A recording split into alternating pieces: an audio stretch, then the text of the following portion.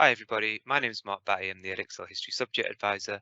Welcome back to part 3 of this Edexcel GCSE History Summer 22 feedback session.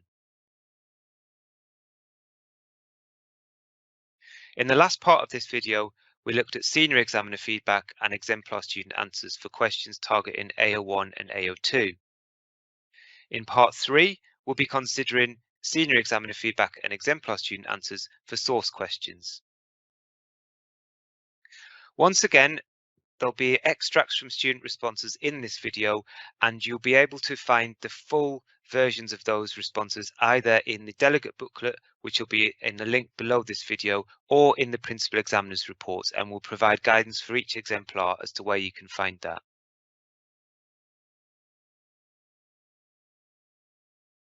Okay, so the first source question that we're going to talk about is the source inference question, which is the first question in paper 3.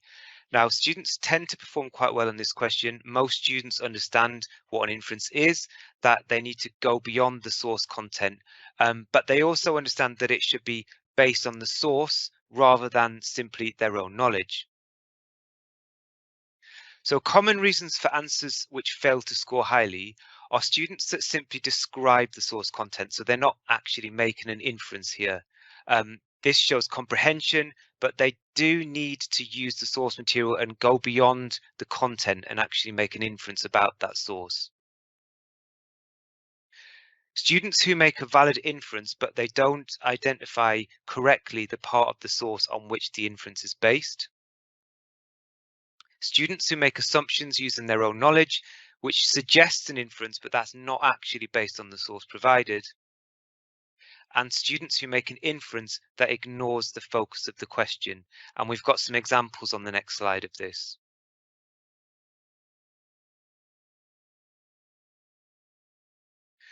So the examples on screen are taken from student responses from the America paper 3 from this summer. And these are the full exemplars. They're taken from the America's Principal Examiner's Report. Now, the two inferences on the left are full mark responses. And as you can see, the student has correctly made two inferences and supported it with two details. Now, the question here was about search and destroy missions in Vietnam. And as you can see on the student on the right, whilst they provided two inferences and supporting information, they have not actually made inferences about search and destroy missions. They've made inferences about Vietnamese tactics, and for that reason, they can't be rewarded for these inferences.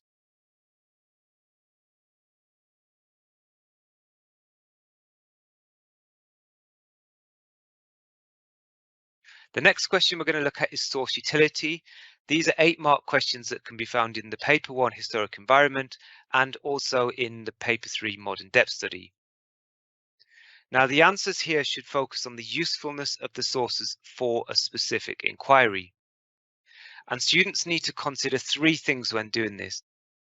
They need to consider the usefulness of the source content, for example, assessing its accuracy or explaining its relevance to the inquiry. They also need to consider the provenance or a relevant aspect of provenance, such as nature, origin, and purpose. And again, an example of that is to see if it gives added weight to the source or undermines its reliability, whether the source can be seen as representative of the wider situation. And thirdly, they need to consider contextual knowledge, and that needs to be integrated into their answer. So, for example, by using their contextual knowledge to assess the accuracy of the source content, to set it in context, or explain the significance of the provenance. Now, it's important to note that in the source utility question, there's no requirement to compare the two sources. So students should assess the usefulness of each source separately. So in terms of room for improvement for source utility questions, it's really important that students recognise the focus is on the usefulness of the source for a specific inquiry. Students should not just describe the source content with the assumption that its relevance to the inquiry makes its content useful. Generic comments such as the source is from the time and therefore it's reliable, or the source is biased and therefore not useful, are undeveloped comments and therefore rarely score highly. Many answers are limited to mid-level 2 because they make several points about the source content and/or the provenance, but they don't include additional contextual knowledge. Students must include contextual knowledge in order to get level 3.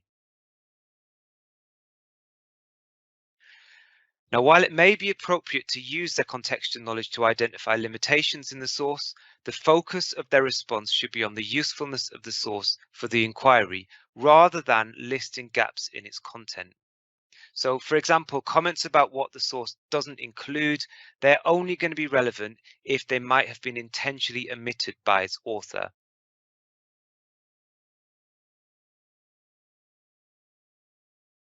On the screen here, we can see an example of a response from the America paper this summer. You can see on the right-hand side there, we've included the source. Now, if you need to spend a bit more time reading through this, just pause the video.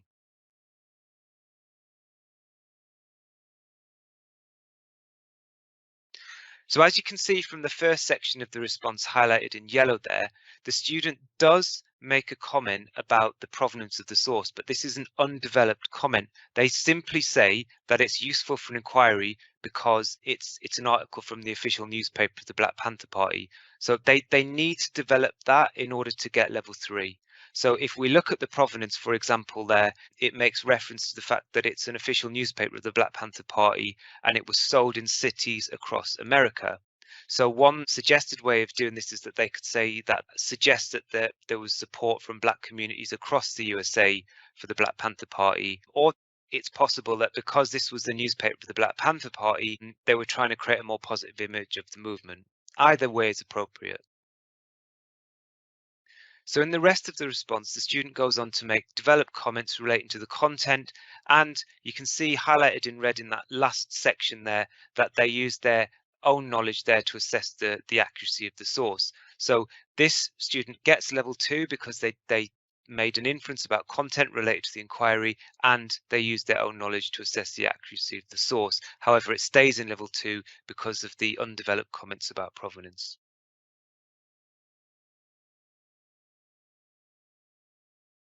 The next example we're going to look at is taken from paper 3 Germany from summer 22, and as you can see we've included the source on screen here. The inquiry is about the reasons why Hitler became Chancellor in 1933, and this is looking at source C, which is an extract from a diary from Joachim von Ribbentrop, a wealthy businessman and supporter of the Nazi Party.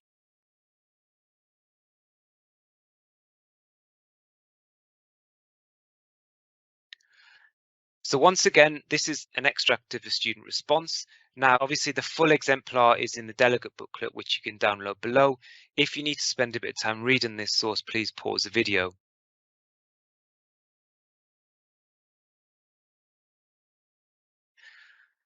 So we've highlighted 3 sections of this response. The first section in yellow shows where the student covers the source content. So as you can see, source C is useful for inquiry into why Hitler became Chancellor, as it shows that industrialists and businessmen supported Hitler.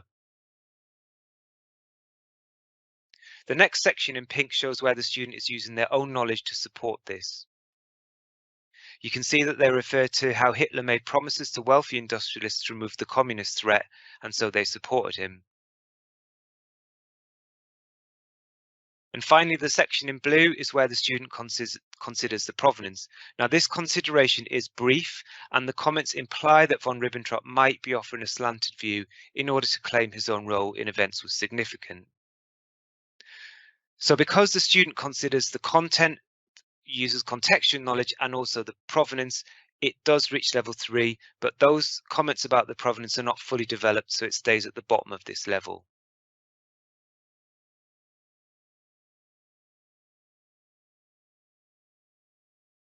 The next example we're going to be looking at is from the Historic Environment on Medicine. And this question was about an inquiry into the problem of trench foot. Now, the following extract we're going to be looking at is a level 3 extract, which is assessing the usefulness of the source shown. In this extract, the student takes into account the provenance and uses contextual knowledge in the process of interpreting the source and applies criteria for the judgment when assessing the source.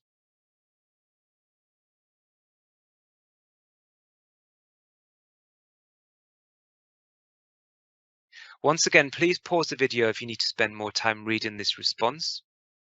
The full response that this is taken from is in the delegate booklet. Once again, we've highlighted 3 parts of this extract.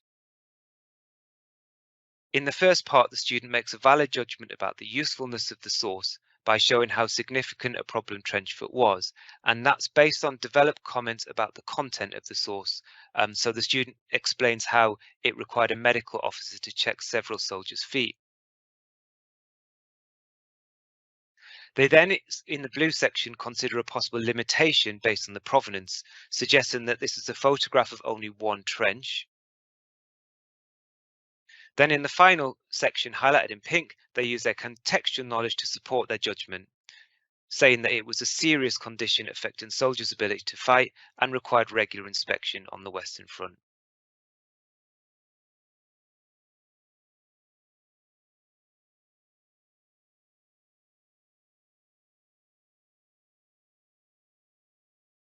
So these are some qualities of high-level source utility answers.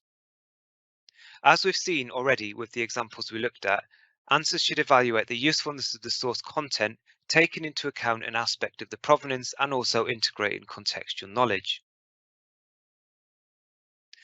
Now, in terms of the source content, this may be useful since it provides details about a situation, attitudes towards an event, the role of an individual or factor. However, the language of the source may suggest that the account is unreliable.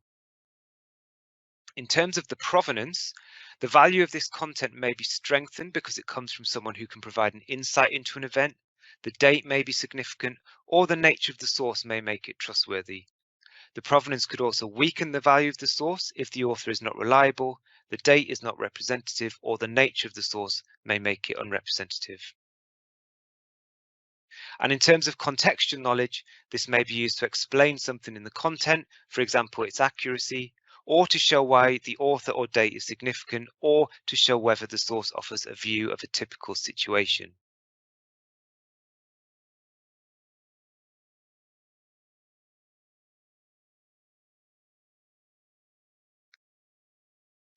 The next question we're going to look at is the inquiry follow-up question, which is the question 2B at the end of the historic environment, and this is worth 4 marks, and it requires students to show an understanding of the way historians research an inquiry.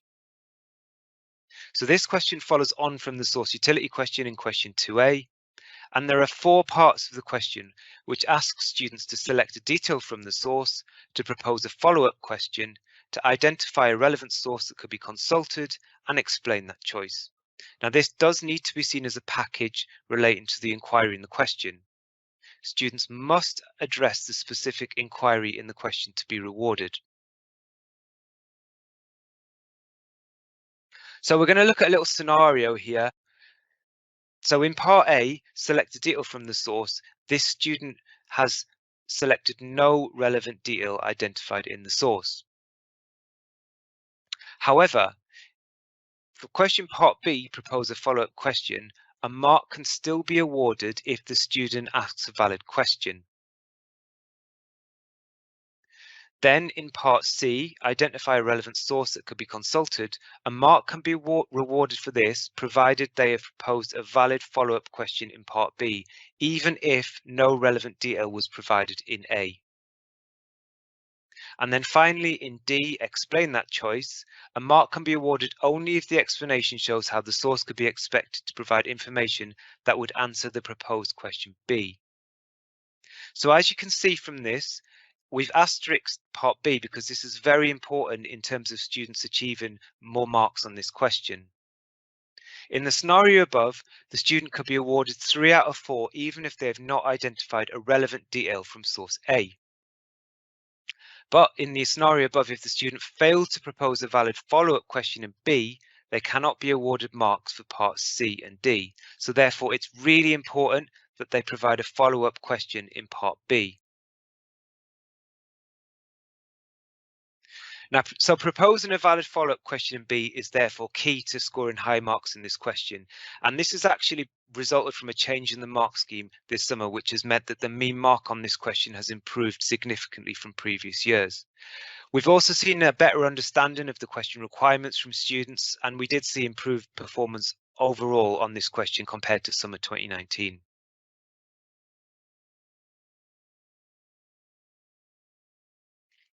So if you look in a little bit more detail at the specific parts of this question and focus on the question I would ask.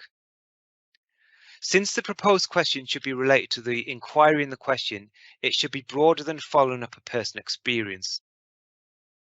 So in the crime and punishment historic environment this year, we saw examples where students were asking questions about how long Jack London spent on his task, and that completely misses the focus of the inquiry, which was about finding out more about workhouses in Whitechapel.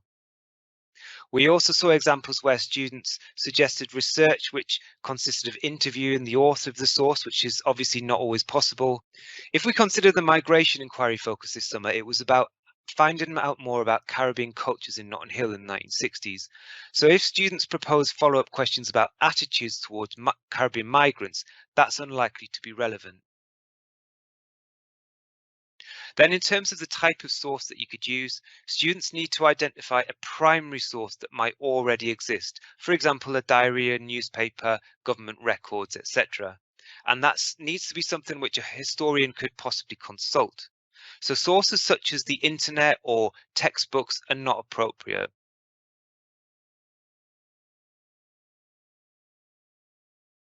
The suggested source needs to be as specific as possible. So, for example, police records, government records, newspapers, these are very general collections of sources. However, they can be validated by a clear explanation of the information contained, which would answer the proposed question. For example, the source of workhouse records with the explanation that they would contain the information I need is too generalized. However, workhouse records of admissions with the explanation that they would tell me how many people were in the workhouse and how long they stayed is a valid answer.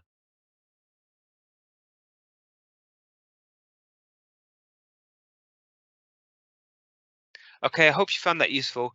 In the next part of the video, we'll be looking at more senior examiner feedback and exemplar student answers, focusing on AO4 interpretations. These are my contact details on screen. Please feel free to get in touch if you've got any questions about the things we've been talking about today.